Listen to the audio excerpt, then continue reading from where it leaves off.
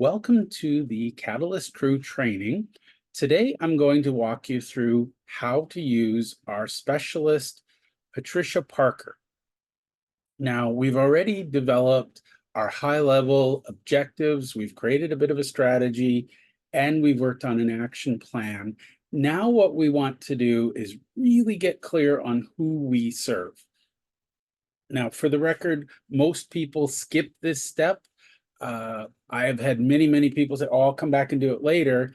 I can't stress this enough. If you get this step wrong, or you miss it, or you skip it, you will suffer in the end. Now, this is not doom and gloom. What I'm saying is it's easily avoidable. But if you don't want to work out who your avatar is, what you can expect to find in life is you're going to waste a lot of time, energy, attention, and money finding the right people in and amongst the people that maybe your marketing efforts attract. And I think that is the biggest sin in business, is if we waste time, energy, attention, and money on things that don't need to be wasted on. So what I mean by that, I will give you a very clear example. A friend of mine thought that their audience was on Facebook. No offense to Facebook, I'm not judging Facebook, but I can tell you with 100% certainty, their audience wasn't on Facebook. Now, you don't need to know why, you don't need to know the details, but basically this friend of mine was spending $10,000 a month in ad spend on Facebook. Now, in his mind, it was justified because they got 10,000 leads that they added to their database, to their CRM every month. So from his math, it was costing them $1 a lead. Now, reality was he also knew that in 10,000, one was a good possible client. And that's why I say that their audience clearly wasn't on Facebook, because spending $10,000 a month, he was getting one client a month out of it. Now, in his case, a client was worth 100 grand to him, but he was also spending 100,000 in overhead and salaries to salespeople to call all 10,000, let's call it leads. I would call them suspects, but it was costing him over 100,000 in overhead to call these people and find that 1 in 10,000. Now, here's the thing, you get the 1 in 10,000, you don't stop even if it's the first one, because maybe you find another one. So every month he was spending 10,000 in Facebook ads, 100,000 in overhead to generate 100,000 in revenue. And when he came to me, he was really annoyed because he didn't understand why he was losing money. In his world, he was doing the math based on how much am I spending on ads? How much am I getting for those ads? What he was missing was the cost of the direct overhead related to calling those people, etc. So the goal when working with Patricia is, instead of casting a wide net and hoping that we reach people, we're going to take a very laser focused approach, and we're going to tap on their shoulder, whisper in their ear, and say, hey, let's do business together. So if you don't use Patricia, you got to shout louder than all the other people out there. You need to be the loudest, the craziest. If you work with Patricia, the right people will find you. And this might sound a little strange, but I promise you, even those big budget companies, if you go to the old days of Madison Avenue, the glory days of marketing, they agonized over who are we targeting with this message. They would do market research, they would do brand research, they would do consumer research. So you can try to do that on your own. Personally, I don't have the time, attention, or patience. Patricia does it very well. So without further ado, Patricia is one of my favorites. In fact, I would argue, if you worked with no one else, if you could only work with one of these Catalyst crew members, it would be Patricia. Personally, I think you need more in terms of objectives and strategy, but if nothing else, most businesses don't have a good idea of who they serve. And in-house, we call it perfect prospect persona. Externally, you might call it ideal client profile. But the reality is, if you don't know exactly who you serve, you're wasting a lot of your time, energy, attention, and money trying to serve everyone or reach everyone, which in the end means you serve no one. All right, so let's jump right in. Now, yesterday's or my last video, we met Andrew Allen. So Andrew Allen's output is a detailed action plan. And you'll note that first step is create the avatar with Patricia. Then we're going to talk about customer journey and then audience transformation. So what we want to do right now is I've already put the prompt in, but basically we're asking Andrew, what do you know already about our avatar? So let's see what Andrew tells us.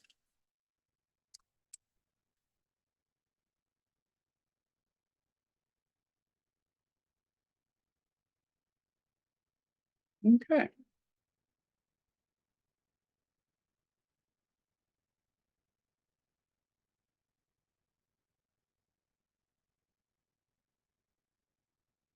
So this is a decent first draft.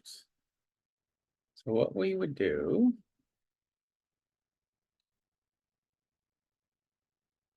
and I will point out, a lot of people think this is one and done, but I want you to understand, because this is easy, it should be an iterative process where as we learn more, we want to go back. So I'll give you a very strange example.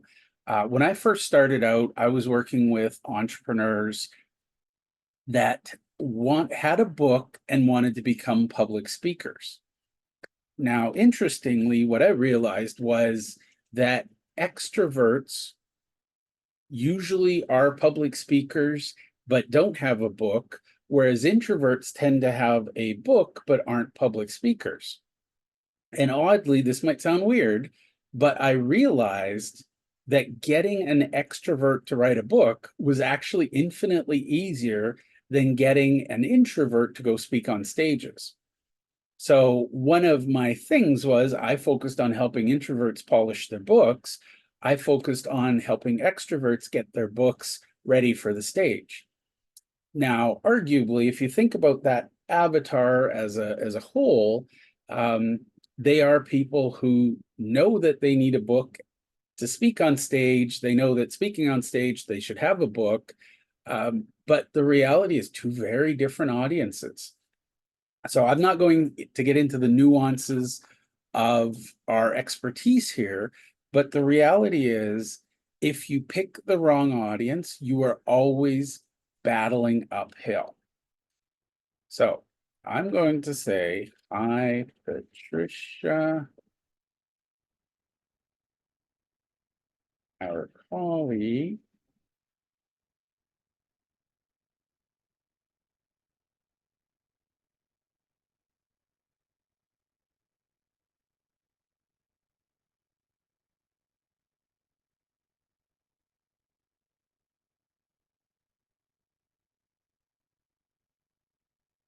And yes, I will say this for the record, because someday somebody's going to say, Jeff's crazy, doesn't know the difference between AI and human. The reality is, I'm treating this way.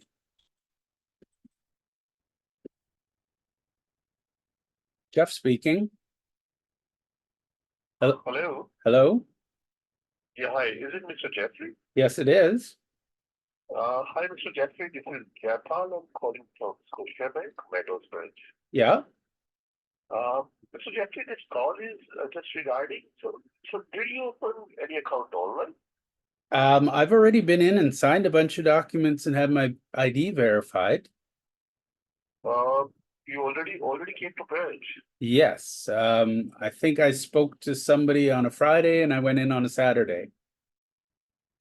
Friday, Saturday, so on a front line. Yeah, I came in to the branch and I've got my card and we confirmed my account details. Okay. So you already, so you got your debit card? Yeah. Your debit card? Yep.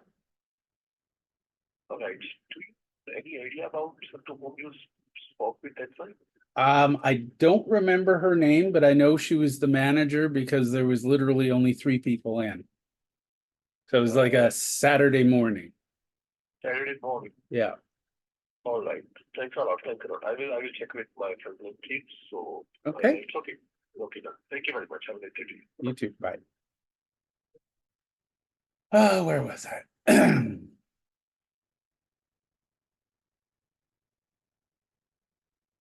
Okay, so as I was saying, I'm not crazy. I understand that our AI models are in fact AI models. However, my intention, as you may recall from way back when, is to augment existing people. So what I would normally do, again, you're going to have different departments, different people. Maybe it's all you, you're a solopreneur. But I want you to get in the habit of assigning roles to the people that you will hire one day. So I want to stress right now, I'm a bootstrap startup company and I'm starting my company. Therefore, I have future slots, people I would like to hire. And if you're looking at the org chart, I represent the vision piece. First person I'd ever hire is an integrator who can take my vision and turn it into reality. I am a quick start. I have little follow-up, no desire to play in the weeds with detail. So for me, I live at abstract. My Colby score is 4592. If you don't know yours, I highly recommend just Google Colby A score. Very useful to understand. Anyways, so again, I realize these are AI models, not humans, but I like to play the role. So Andrew is helping Patricia. And this is literally the details from Andrew. So Patricia's looking at this and I'm just going to read this and make sure I agree with it. So she's looking at the age. Now, I personally don't like multiple time zones. Thank you, Patricia. Immediate. I don't like too many time zones, so would primarily focus on US based entrepreneurs.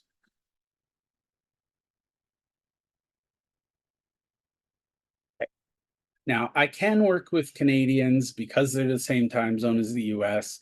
However, one of the things I find is that a lot of Canadians, there's so much bureaucracy. I don't want to deal with the Canadian business community by default. So my preference is the US. Again, nothing wrong with Australia and the UK. However, at one point, I had clients in Australia, UK, Canada, US, et cetera, et cetera. It was exhausting because I was always working. I agree for now, this particular product is going to be for the small to medium-sized businesses. However, I would argue that it also applies to small departments within large businesses. Now, this is lesson number 1. The avatar concept should never be include the word and. So one avatar at a time. So I could do small to medium-sized department heads. I'm not going to. So that is the first thing. A lot of people say I serve blank and blank and blank and blank and blank. However, that's impossible for other people to remember. It makes it impossible to get referrals. Now, for me, I like e-commerce, digital marketing. I want people who are slightly tech savvy.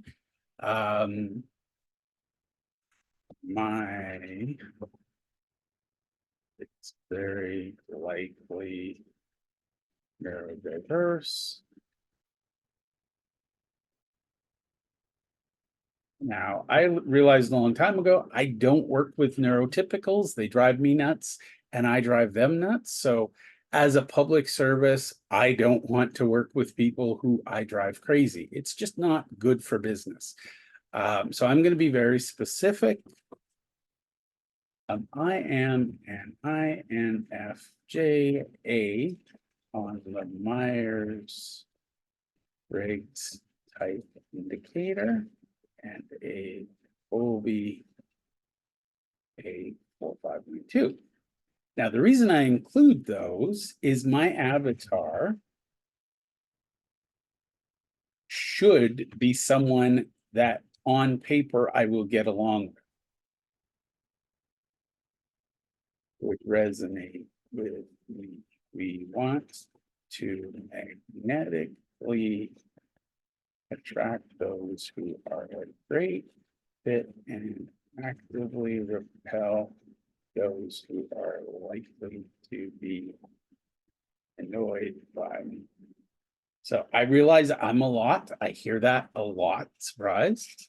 But basically, yes, I want to work with people who want to work with me, people I can show up and be 100% myself. So they should be tech savvy, growth oriented. I also want them to be curious, inconsistent, scaling, efficiency.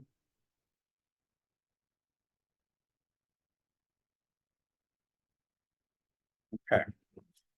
So,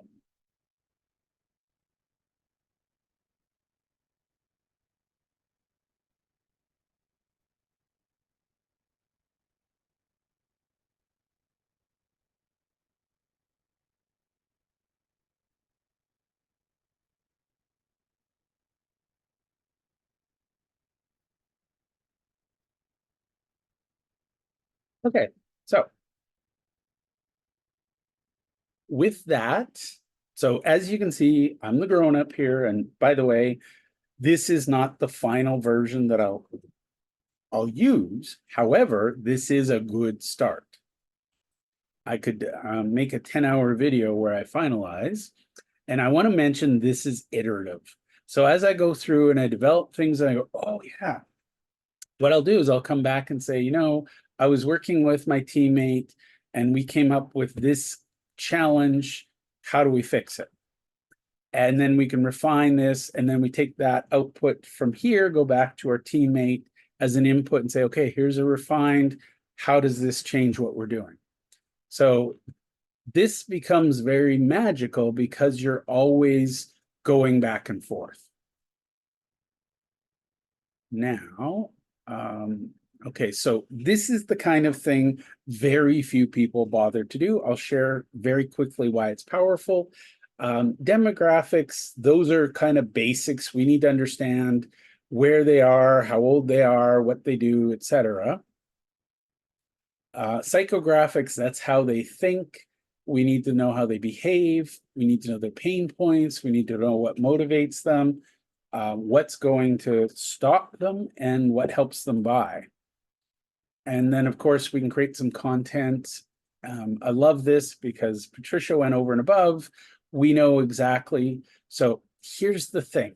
Sorry, rant alert. People will come out, young social media experts, and they say, oh, you got to be everywhere. You got to be on TikTok. You got to be on Facebook. You got to be on Instagram, Meta, whatever. I don't care.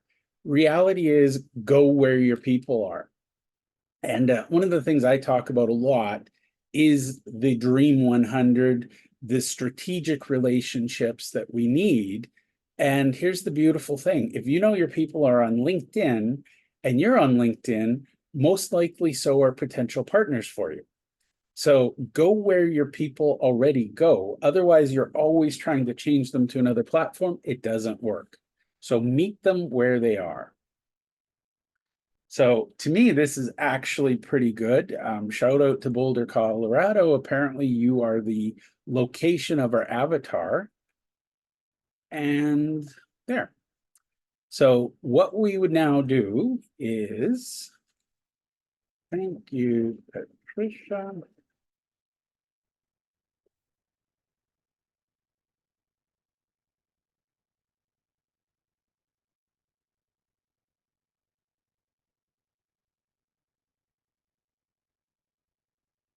Okay.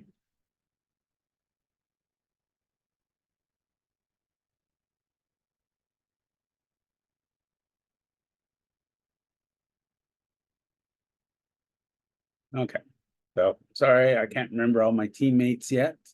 Oh, there we go.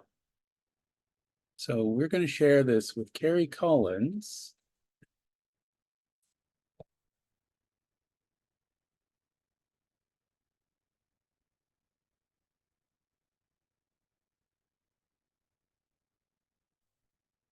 Okay.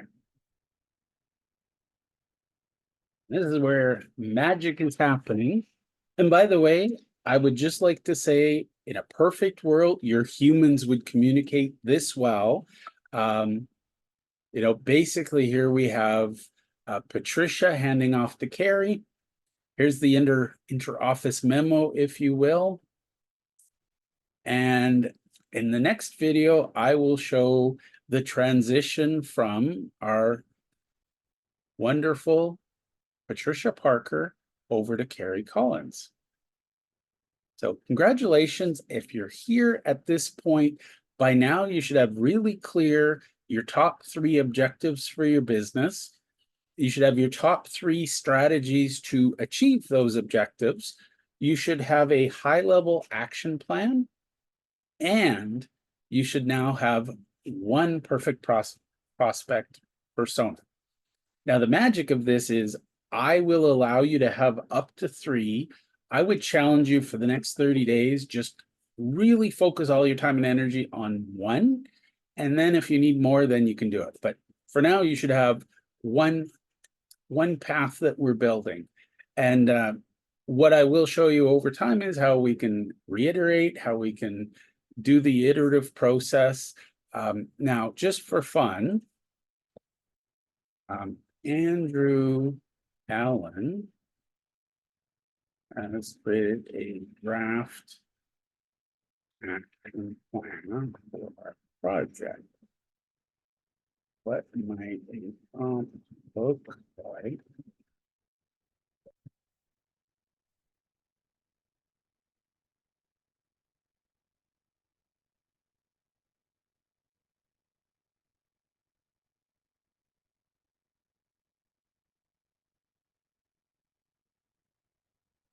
So you can see I'm now looping Andrew into the conversation.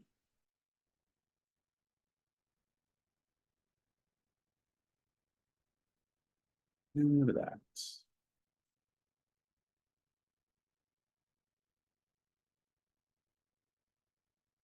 So just to show you that this is an iterative process, I'll go back to Andrew.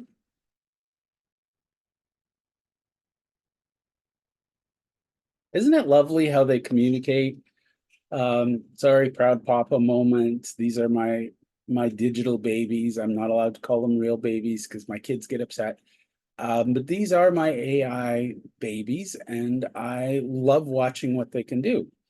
So as you can see, here is the next step. What might a prompt look like to help Carrie get started?